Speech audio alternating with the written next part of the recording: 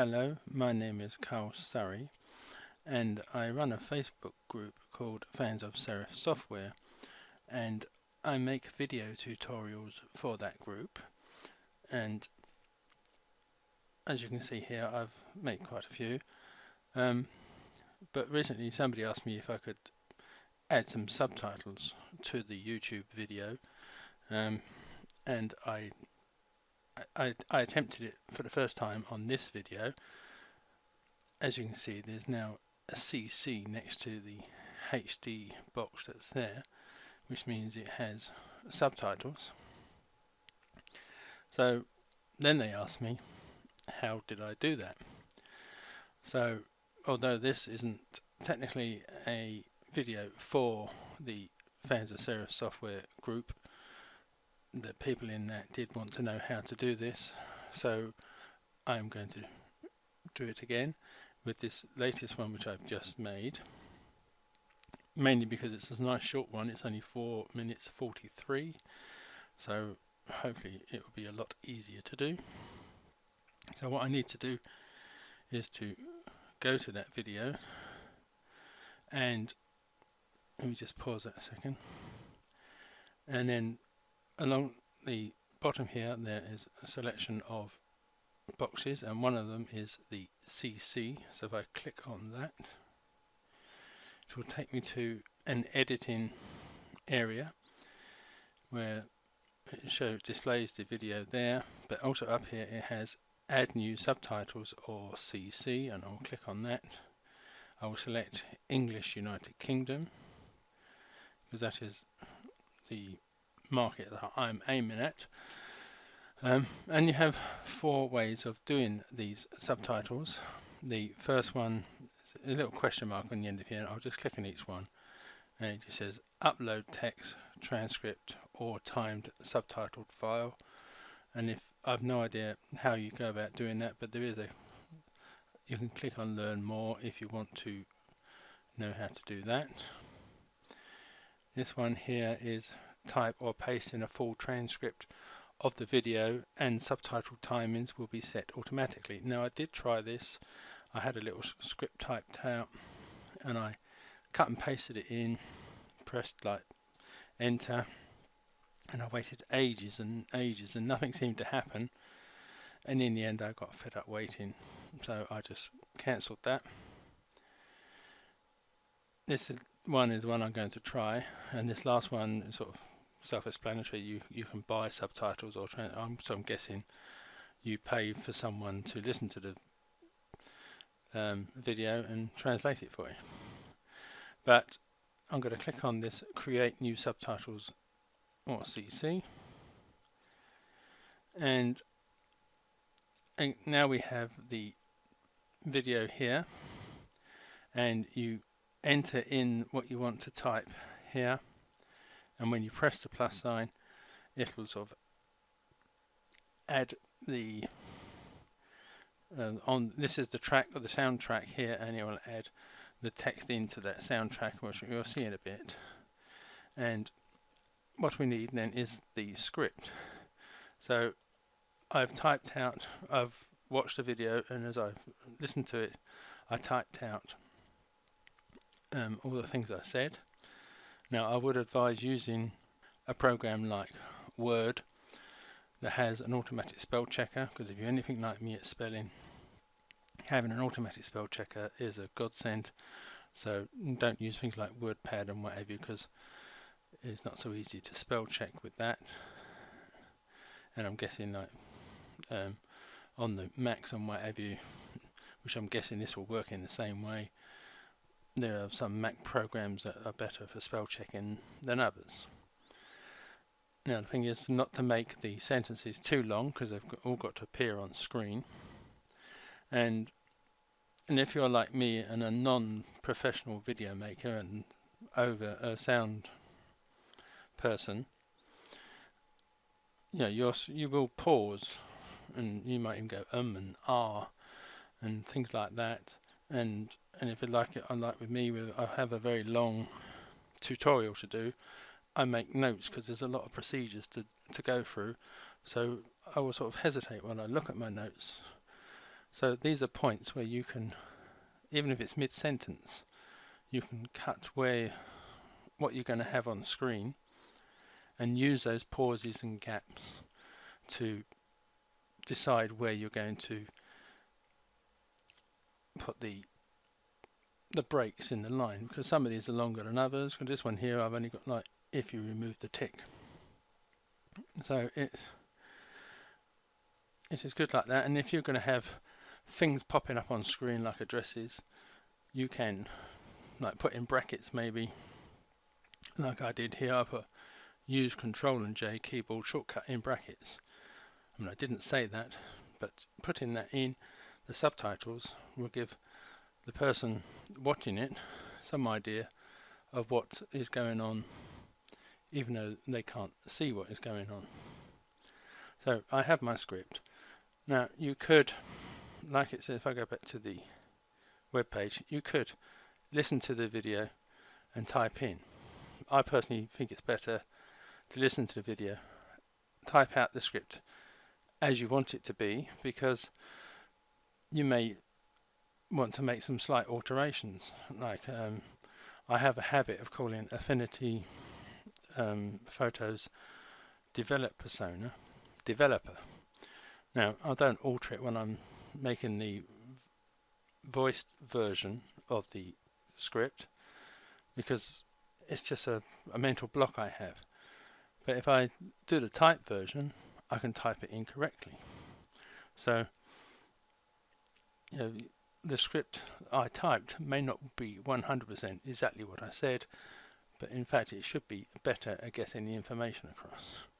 So I do it this way, and then I just highlight my first selection, press copy, and then come back to the video.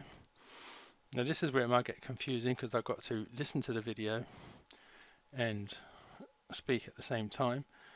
At this part of this I will hear both. Sort of, it may be a bit confusing for me, so I may lose my track, where I'm going at some point. So let me just press play, and then you see this red bar going across here, which is for the soundtrack. Hello, my name is Carl Surrey, and this is a video tutorial for the Facebook group called. So I'll just pause it there, and then I will paste in what I've just said, and then it will come up here. Like, it tells you when it started, when it finished, but you can sort of come back and edit it, because you can see the sound started about here. So I'm just going to drag that to about there, and it's almost finishing about here. So I can drag this back and just listen to that bit again. Hello, my name is Carl Surrey, and this is a video tutorial for the Facebook group. So I've misjudged, so I can bring this, let's bring it to there, because I can always nudge it back, called Fans of Serif Software. Right, so I'm just going to nudge this over a little bit more, and then I'm ready for the next bit of script, which is this bit.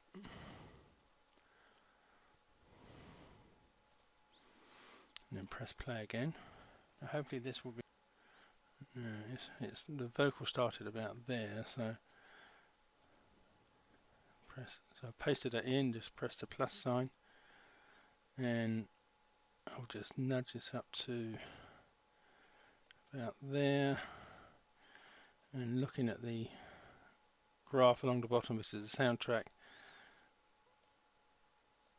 it will probably finish roughly about there. So hopefully this will be a very quick video.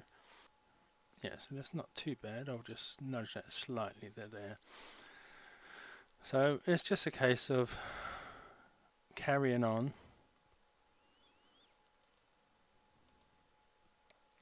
and repeating a lot of the processes of what I did before. So paste in the next bit of script, press the plus sign, and I'm going to guess it's going to start roughly about there.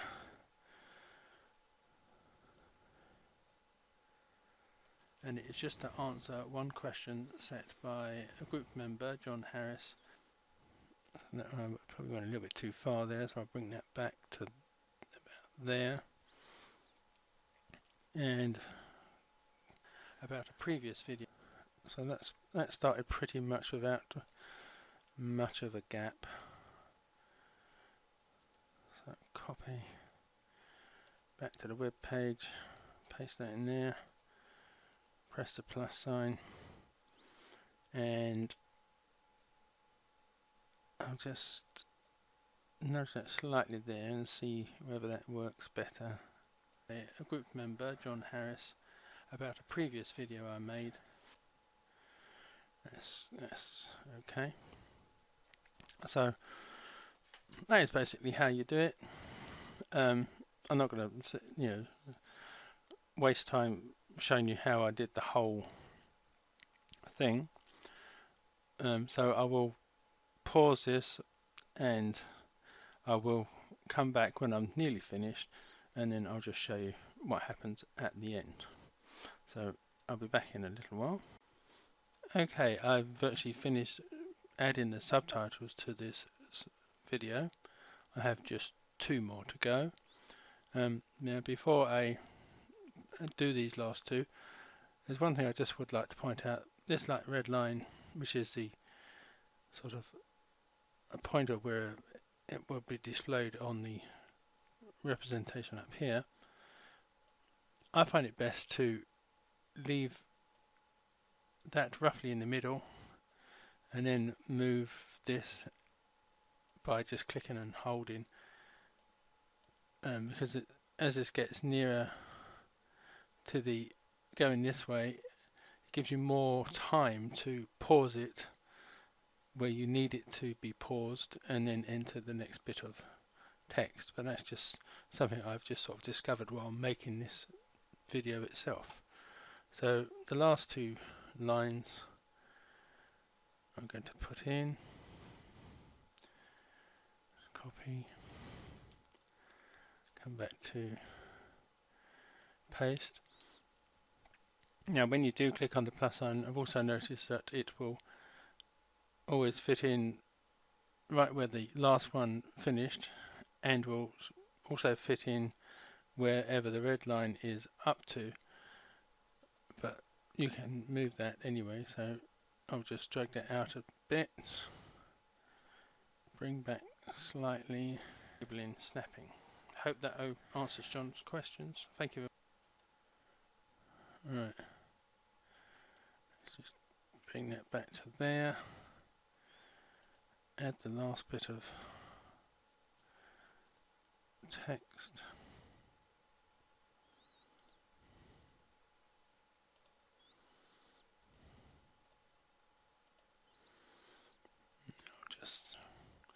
And as you can see where I altered this, because I think I just said I hope that answered John's question. In the typed version I put I hope that's answered John's questions and helped others. So as I say, using the subtitles you can just add a little bit to the what is being said. So let's just listen to the last part of this by enabling snapping. Hope that answers John's questions. Thank you very much for watching.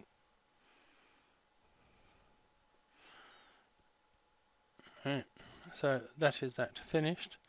So what I want to do now is to click on publish. So I'll just click on that, just wait, and it will go back to demonstrate how it works. Let me just click the play and hopefully. Hello, my name is Carl Surrey and this is a video tutorial. Right, that hasn't come up on there, so let me go back to my videos, and it's just oh, here we go. It's now got CC next to it where it didn't have CC before, it just had HD.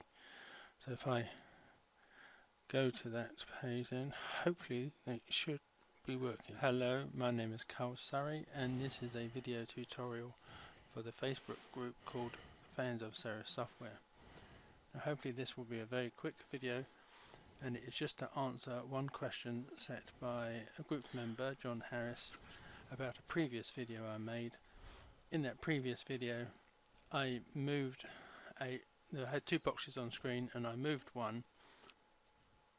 So that is basically it really. This is the end of this video. Hope it, like I said in the typed thing, I hope this has helped other people.